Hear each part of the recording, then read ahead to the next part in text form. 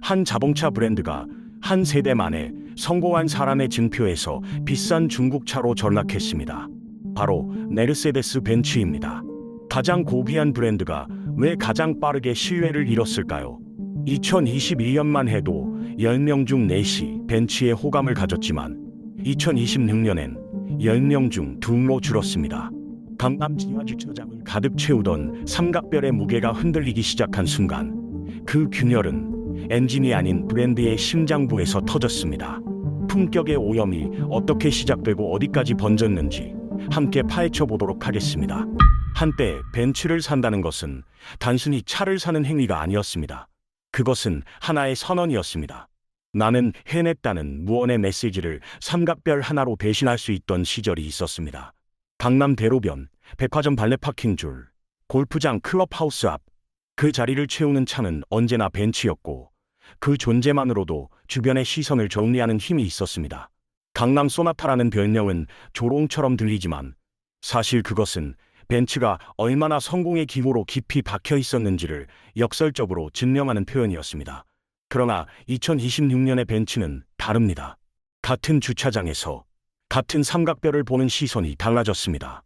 예전엔 부러움이었다면 지금은 의심이 섞여 있습니다. 저 차, 배터리는 어디 거지? 혹시 화재난 그 모델 아니야? 브랜드가 쌓아올린 신뢰는 수십 년이 걸리지만 무너지는 데는 몇 번의 뉴스 헤드라인으로 충분했습니다. 실제로 벤츠에 대한 긍정 이미지는 2021년 42%에서 2025년 20%로 불과 4해 만에 절반 아래로 꺼졌습니다. 수치보다 먼저 변한 것은 사람들의 표정이었습니다. 이 변화를 단순히 전기차 전환기의 혼란이나 경기 침체 탓으로 돌리는 것은 너무 편한 해석입니다.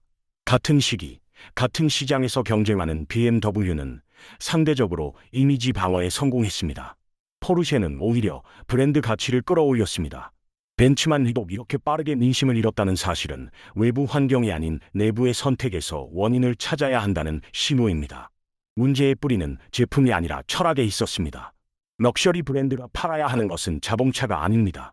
그것은 이 브랜드는 나를 절대 배신하지 않는다는 확신입니다. 소비자가 1억 원에 가까운 돈을 지불할 때 그 돈의 상당 부분은 금속과 기술이 아니라 신뢰에 대한 프리미엄입니다.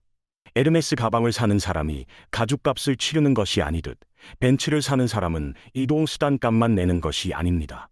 그 신뢰가 흔들리는 순간 프리미엄의 근거는 사라집니다. 벤츠는 바로 그 순간을 자초했습니다. 비용을 아끼기 위해 내린 몇 가지 결정들이 절약이 아닌 배신으로 읽히기 시작했고 한번 그렇게 읽힌 브랜드는 아무리 해명을 내놓아도 쉽게 회복되지 않습니다. 소비자의 기억은 광고보다 길고 실망의 감정은 스펙시트보다 오래 남습니다. 성공의 상징이 불신의 대상으로 바뀌는 데 걸린 시간은 놀랍도록 짧았습니다. 그리고 그 전환의 방아쇠를 당긴 사건은 지하주차장 한 곳에서 시작된 불길이었습니다. 삼각별이 스스로 쏘아올린 불신의 신호탄. 그 내막은 배터리라는 이름 뒤에 숨겨져 있었습니다. 2024년 여름, 인천 청라의 한 아파트 지하주차장에서 불이 났습니다. 벤츠 전기차였습니다. 불길은 차 한 대에서 시작해 주차장 전체를 집어삼켰고 수십 대의 차량이 전소됐습니다. 입주민들은 한밤중에 대피했고 일부는 수개월간 집으로 돌아가지 못했습니다. 뉴스는 며칠간 그 장면을 반복해서 내보냈습니다. 시커멓게 그을린 지하주차장, 뼈대만 남은 차들, 그리고 선명하게 보이는 삼각별 엠블럼. 그 한 장의 이미지가 벤츠라는 브랜드에 남긴 상처는 어떤 광고로도 덮을 수 없는 것이었습니다. 화재의 원인을 파고들면서 더 불편한 진실이 드러났습니다. 문제는 배터리였습니다. 벤츠는 자사 전기차에 세계 1위 배터리 업체의 제품을 탑재한다고 홍보해왔습니다. 소비자들은 그 말을 믿었습니다. 그러나 실제로 청라 화재 차량에 들어간 것은 전혀 다른 회사의 배터리였습니다. 바로 파라시스. 중국 본토에서 이미 리콜 이력이 있는 업체였습니다. 홍보했던 회사와 실제로 넣은 회사, 이 둘은 같은 중국 배터리라는 말로 묶일 수 있지만 신뢰도와 품질 검증의 수준은 전혀 다른 이야기였습니다. 더 심각한 문제는 벤츠가 이 사실을 소비자에게 알리지 않았다는 점입니다. 어떤 배터리가 들어가는지 계약서에도 카탈로그에도 명시하지 않았습니다. 소비자가 묻지 않으면 답하지 않는 구조였고 대부분의 소비자는 묻지 않았습니다. 믿었기 때문입니다. 계약서에 도장을 찍은 사람들은 나중에야 자신의 차에 다른 배터리가 들어갔다는 사실을 알게 됐습니다. 공정거래위원회는 이를 정보 은폐로 판단했고 벤츠 코리아에 112억 원의 과징금을 부과했습니다. 단순한 품질 논란이 아니라 법적으로 인정된 기만 행위였습니다. 이 지점에서 소비자가 느끼는 감정은 분노를 넘어 배신감입니다. 1억 원에 가까운 돈을 내고 산 차에서 브랜드가 숨긴 부품이 화제를 일으켰습니다. 사과보다 먼저 나온 것은 해명이었고 해명보다 먼저 나온 것은 침묵이었습니다. 럭셔리 브랜드의 위기 대응이 이래서는 안 된다는 것을 벤츠 스스로가 가장 잘 알고 있었을 텐데 그 순간 브랜드는 소비자가 아닌 법무팀의 노이를 택했습니다. 파라시스 사태는 단발성 사고가 아니었습니다. 그것은 벤츠가 오랫동안 내부에서 진행해온 어떤 방향성이 수면 위로 터져나온 순간이었습니다. 원가를 줄이고 정보를 통제하고 브랜드 이미지로 그 간극을 메우려 했던 전략. 그 전략의 균열이 지하주차장 한 곳에서 불꽃으로 드러난 것입니다. 그리고 그 균열의 뿌리는 벤츠의 소유 구조 깊숙한 곳에 박혀 있었습니다. 벤츠를 살 때 사람들이 지불하는 것은 단순히 자동차 값이 아닙니다. 독일 장인정신이라는 네 글자에 대한 프리미엄입니다. 슈투트가르트 공장, 수십 년간 쌓아온 엔지니어링 전통, 유럽 명차의 혈통. 벤츠라는 이름 뒤에는 그런 이미지들이 겹겹이 쌓여 있습니다. 그런데 만약 그 이름 뒤에 전혀 다른 주인이 있다면 우리는 여전히 같은 값을 치를 이유가 있을까요? 벤츠의 지분 구조를 들여다보면 불편한 그림이 나타납니다. 현재 벤츠의 한 대 주주는 베이징 자동차, 두 대 주주는 지리 자동차입니다. 둘 다 중국 기업입니다. 이 두 회사가 보유한 지분을 합치면 약 20%에 달합니다. 10명의 주인 중 2명이 중국인인 셈입니다. 독일 요리사가 만들었다고 하는데 식재료와 식당 주인이 모두 중국인인 상황이라고 보면 됩니다. 물론 지분이 곧 경영권은 아닙니다. 그러나 중요 주주의 이해관계는 기업의 전략적 방향에 반드시 영향을 미칩니다. 특히 그 주주가 세계 최대 자동차 시장인 중국을 대표하는 기업들일 때는 더욱 그렇습니다. 실제로 벤츠의 경영 전략은 점점 더 중국 시장을 중심으로 재편되어 왔습니다. 중국에서 잘 팔릴 모델을 먼저 개발하고 중국 소비자의 취향에 맞춘 실내 디자인을 우선순위에 놓고 중국 합작 공장에서 생산된 부품을 전 세계 모델에 적용합니다. 한국 소비자가 구입하는 벤츠 안에 중국에서 설계되고 중국에서 만들어진 부품이 들어가는 비율은 해마다 높아지고 있습니다. 그런데 가격표는 여전히 독일 명차의 것입니다. 이 구조가 본격적으로 드러난 것은 2026년 오토 차이나, 즉 베이징 모터쇼에서였습니다. 벤츠는 이 행사에서 세계 최초 공개 모델을 선보였습니다. 전 세계 어느 모터쇼도 아닌 중국 행사에서 신차를 가장 먼저 공개한 것입니다. 자동차 업계에서 월드 프리미어는 브랜드가 가장 중요하게 여기는 시장에 선 것이 관례입니다. 벤츠가 베이징을 선택했다는 것은 브랜드의 무게중심이 어디에 있는지를 스스로 고백한 셈입니다. 한국은 그 무대에 오르지도 못했습니다. 한국 소비자 입장에서 이 구조는 불공평하게 느껴질 수밖에 없습니다. 중국에서는 신차를 가장 먼저 받고 현지 취향에 맞춘 특별 사양을 누립니다. 한국에서는 중국 공장 부품이 들어간 차를 독일 명차 가격에 삽니다.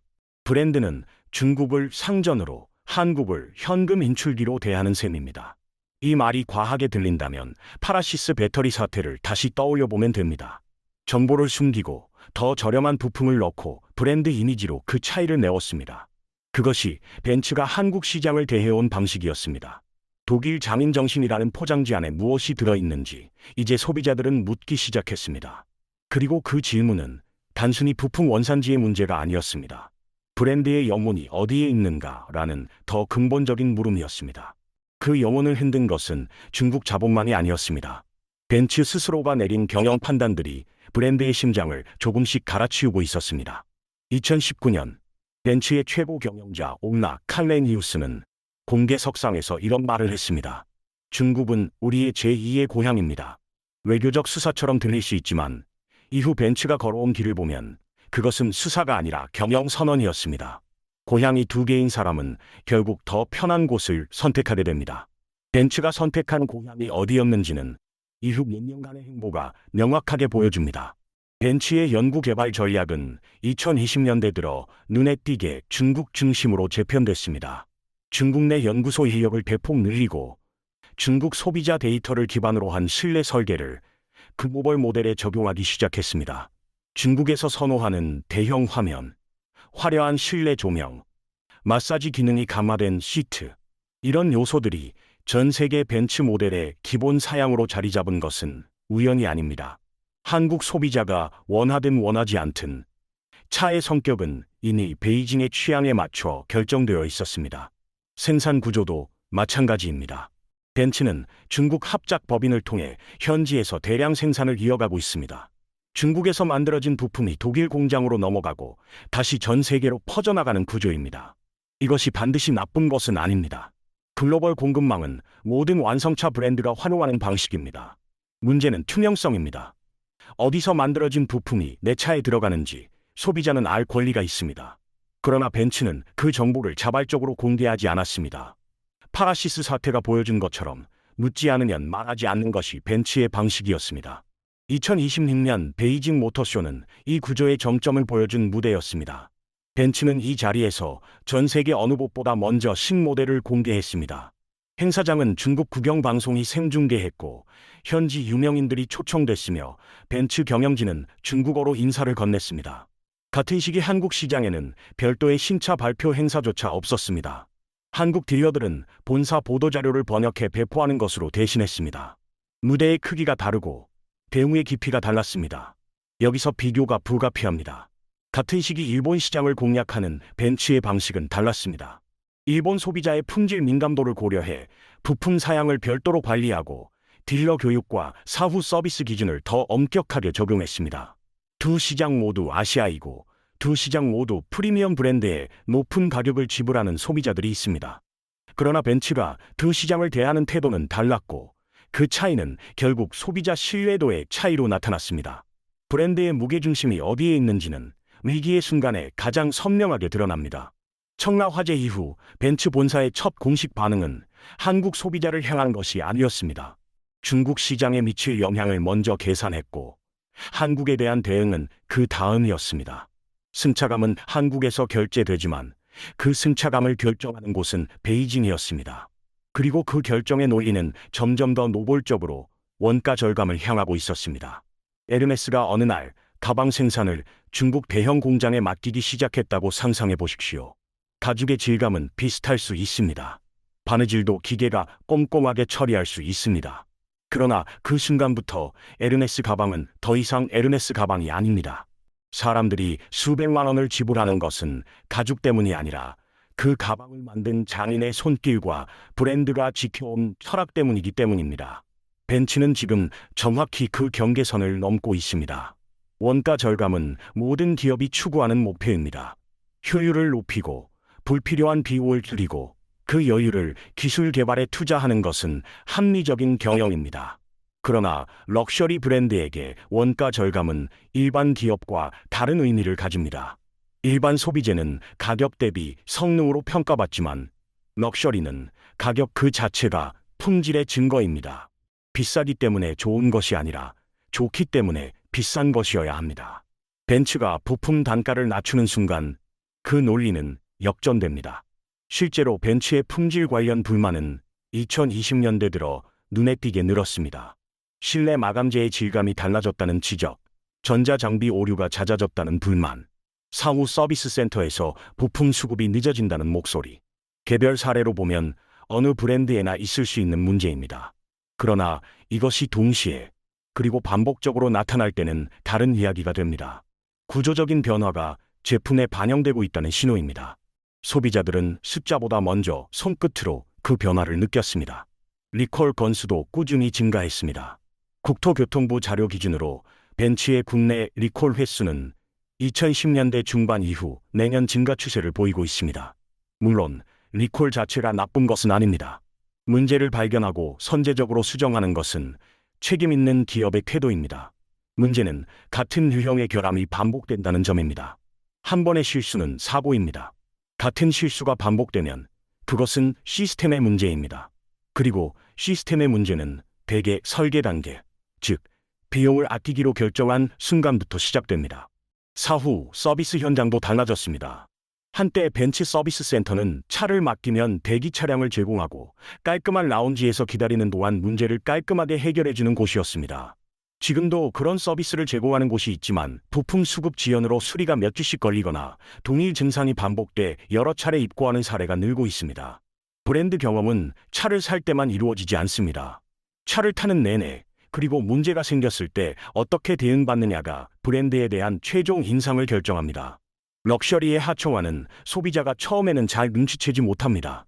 가격표는 그대로이고 외관은 여전히 고급스럽고 삼각대는 변함없이 빛납니다. 그러나 시간이 지나면서 손끝에서, 귀로 듣는 소음에서, 수리를 기다리는 긴 시간 속에서 무언가 달라졌다는 감각이 쌓입니다. 그 감각이 확신으로 굳어지는 순간 소비자는 브랜드를 떠납니다.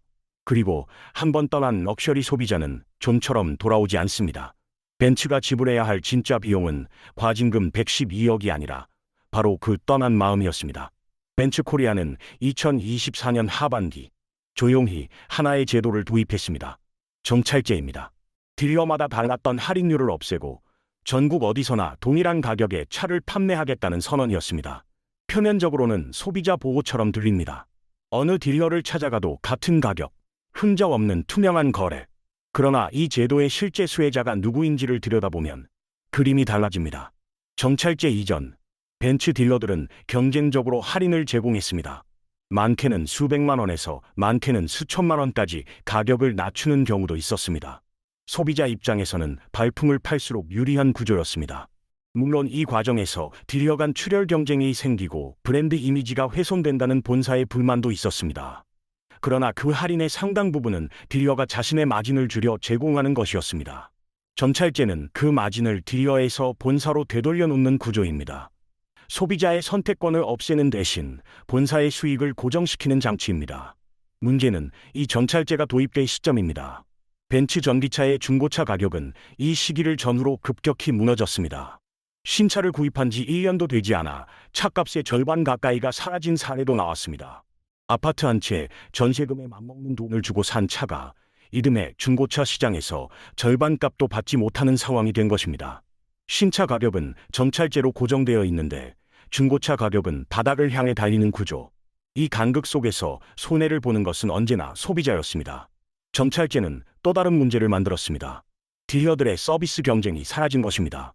가격으로 경쟁할 수 없게 된 딜러들은 굳이 더 나은 서비스를 제공할 유인이 줄었습니다. 어차피 같은 가격이라면 소비자는 가장 가까운 딜러에게 갈 수밖에 없고 딜러는 그 사실을 알고 있습니다. 경쟁이 사라진 자리에 안일함이 들어서는 것은 시간 문제입니다. 소비자가 느끼는 서비스 품질 하락은 단순히 벤츠 본사의 문제가 아니라 이 구조가 만들어낸 필연적인 결과였습니다. 럭셔리 브랜드의 가격 정책은 단순한 숫자 이상의 의미를 가집니다. 높은 가격은 희소성과 품격의 신호입니다. 그런데 중고차 시장에서 가치가 폭락한다는 것은 시장이 그 신호를 더 이상 믿지 않는다는 뜻입니다. 아무리 정찰제로 신차 가격을 방어해도 시장은 냉정합니다. 소비자들이 외면하기 시작하면 중고차 가격이 먼저 반응하고 그 반응은 다시 신차 구매 심리를 위축시킵니다. 정찰제는 그 악순환을 막지 못했고 오히려 소비자의 불신을 하나 더 쌓는 계기가 됐습니다. 가격은 브랜드의 자존심입니다. 그러나 그 자존심이 소비자를 향한 것이 아니라 본사의 수익을 향한 것일 때 소비자는 그것을 느낍니다. 느낌은 데이터가 되고 데이터는 이탈로 이어집니다. 벤츠를 떠난 소비자들이 향한 곳은 어디였을까요? 그 답은 이미 도로 위에서 확인되고 있었습니다. 강남의 한 카페 주차장 풍경이 달라졌습니다. 불과 몇 년 전만 해도 그 자리를 채우던 삼각별 대신 이제는 테슬라의 매끈한 차체와 BMW의 파란 엠블럼이 눈에 띄게 늘었습니다. 주차장은 거짓말을 하지 않습니다.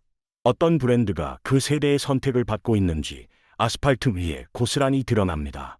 벤츠가 공들여 쌓아온 성공한 사람의 차라는 이미지가 흔들리면서 그 자리를 다른 브랜드들이 빠르게 채우고 있습니다. 변화의 중심에는 세대가 있습니다. 40대 이하 젊은 부유층은 벤츠를 바라보는 시선이 기성세대와 다릅니다. 이들에게 벤츠는 아버지 세대의 차 혹은 불투명한 브랜드로 읽히기 시작했습니다. 파라시스 배터리 사태, 정보 은폐, 중고차 가격 폭락.